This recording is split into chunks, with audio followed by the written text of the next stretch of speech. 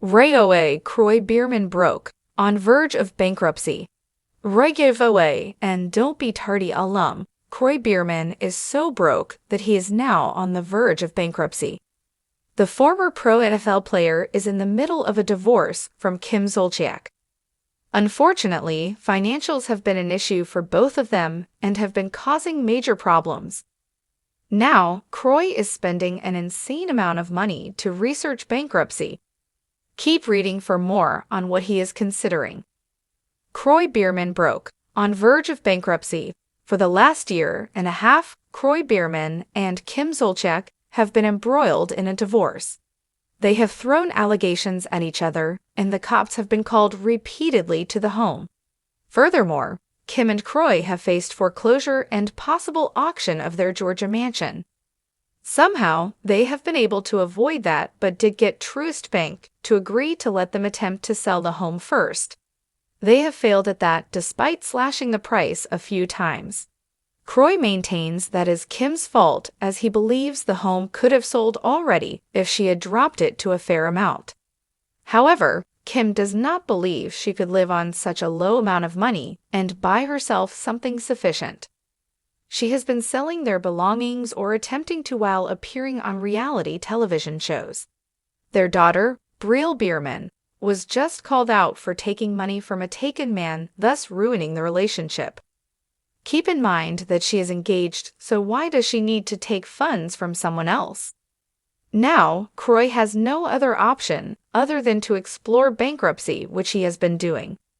According to In Touch Weekly, Kroy Biermann's lawyer billed him for researching bankruptcy.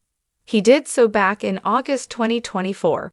His attorney, Ryan Proctor, did 3 hours of bankruptcy work for the former reality star, which tallied $18,000. The following month, they were trying to figure out if it was worth filing or not. They worked together to weigh the pros and cons of bankruptcy. It is unclear what the conclusion was.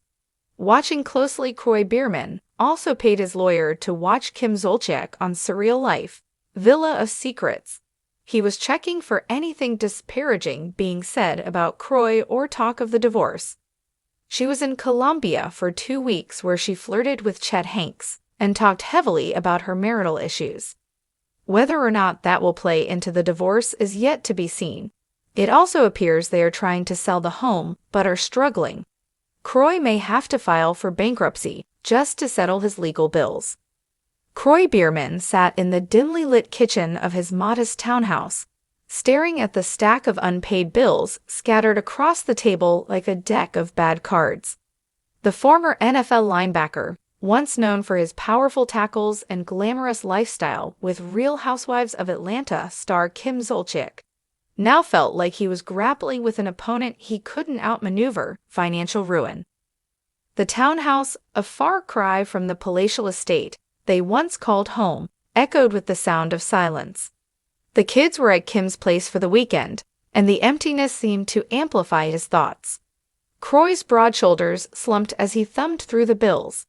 Mortgage late notices, credit card statements with eye-watering balances, letters from attorneys demanding payment. His once charismatic grin was now replaced with a furrowed brow and a hint of desperation. It wasn't supposed to be this way. Kroy's career had started with such promise. Drafted by the Atlanta Falcons, he'd carved out a respectable 8-year run in the league. Then came the reality TV whirlwind. Meeting Kim had felt like destiny, a love story played out on Bravo for millions to see. Their televised wedding had been the stuff of fairy tales, complete with a horse-drawn carriage and Kim's extravagant gown. Together, they'd built a life of luxury, dream vacations, designer wardrobes, and a sprawling mansion that became the backdrop for their spin-off series, Don't Be Tardy. But the dream had unraveled faster than anyone could have imagined. The show's cancellation was the first domino to fall. Without the Bravo paycheck, their lavish spending habits became glaringly unsustainable. Kroy had tried his hand at various ventures, sports commentary, endorsement deals, even a brief flirtation with acting, but nothing stuck. Meanwhile, Kim's penchant for high-stakes shopping sprees and designer goods only added fuel to the fire.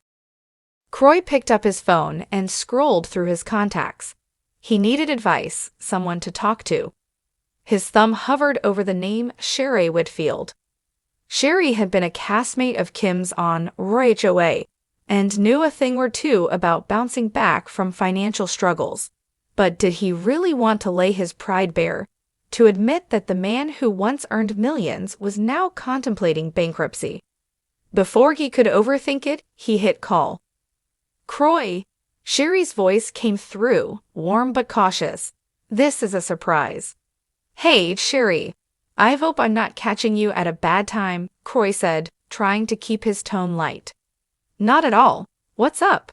Kroy hesitated, then sighed. I need some advice. Things aren't great right now. Financially, I mean. Sherry paused, and Kroy could almost hear the wheels turning in her head.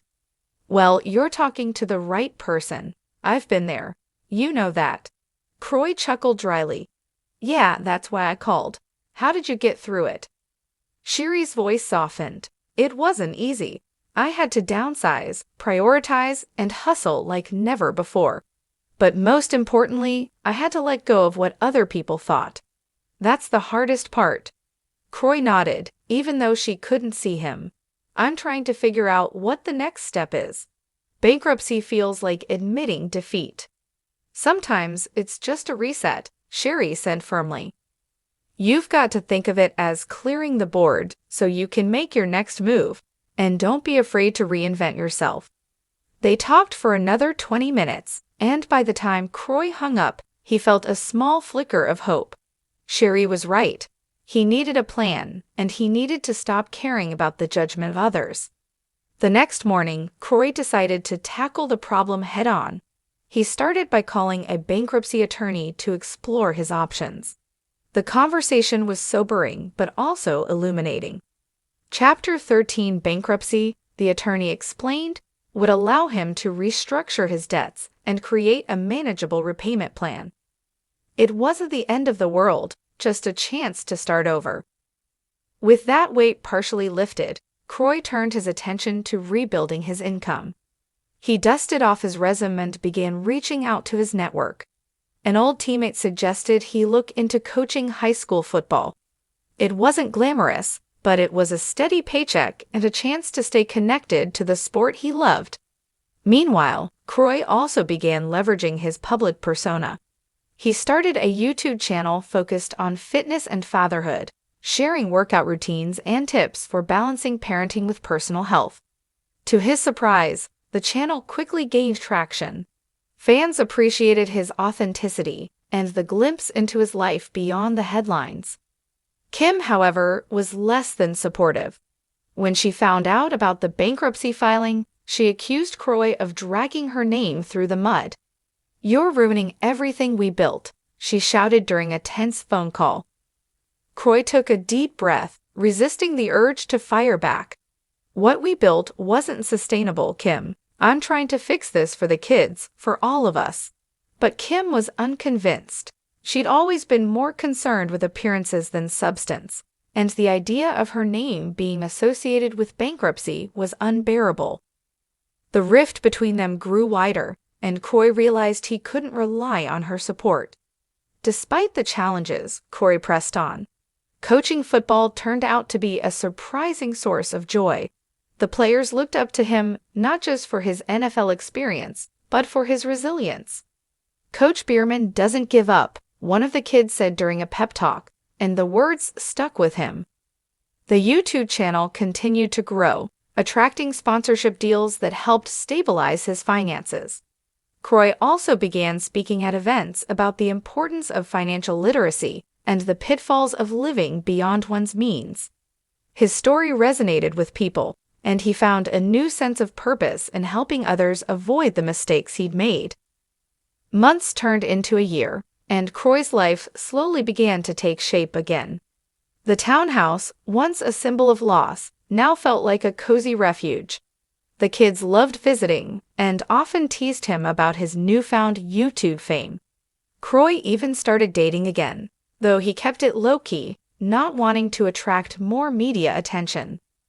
One evening, as he sat on the couch scrolling through his YouTube comments, he came across a message that stopped him in his tracks. Thank you for sharing your story, Kroy. You've inspired me to face my own financial struggles. Keep going. Kroy smiled, feeling a sense of pride he hadn't felt in years. He wasn't the man he used to be, and that was okay. The tackles and touchdowns were behind him, but he was still in the game, fighting for his family, his future, and himself. And for the first time in a long time, he felt like he was winning.